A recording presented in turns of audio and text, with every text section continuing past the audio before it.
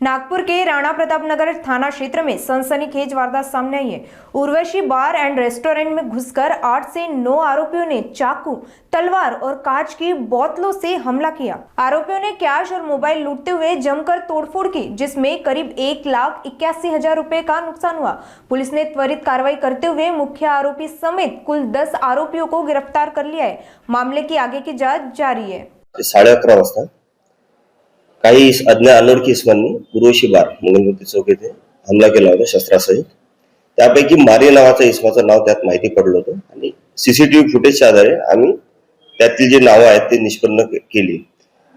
त्यामध्ये बारमध्ये उशिरा बसण्यासाठी त्यांनी आग्रह धरला होता आरोपींनी, तर बार मालकांनी त्यांना मनाई केल्याने त्यांनी हा सशस्त्र हल्ला केलेला होता। त्यात त्यांनी सशस्त्र हल्ला करून बारच्या गल्ल्यातील 26,000 लुटून नेले, त्यांनी कॅपिटल कंपनीचा मोबाईल लुटून नेलेला होता।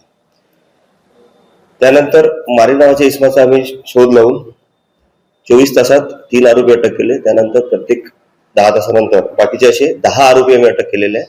त्यात चोरीस गेलेला मुद्देमाल, मोबाईल आणि काही रक्कम जप्त करण्यात आलेली आहे। तसे त्यांच्याकडे ज्यांनी वापरलेले वाहने ते पण आम्ही जप्त केलेले आहेत।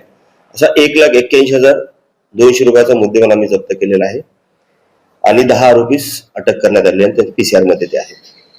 सदरची कामगिरी जी आहे ती मान्य पोलीस आयुक्त साहेब यांच्या सूचनेनुसार मान्य पोलीस उपायुक्त साहेब रेड्डी सर, तसेच सहाय्यक पोलीस आयुक्त साहेब MIDC विभाग गुरव सर यांनी व राणा प्रताप नगर पोलीस स्टेशनच्या DV पथकाने तसेच API तांबे यांनी केलेले।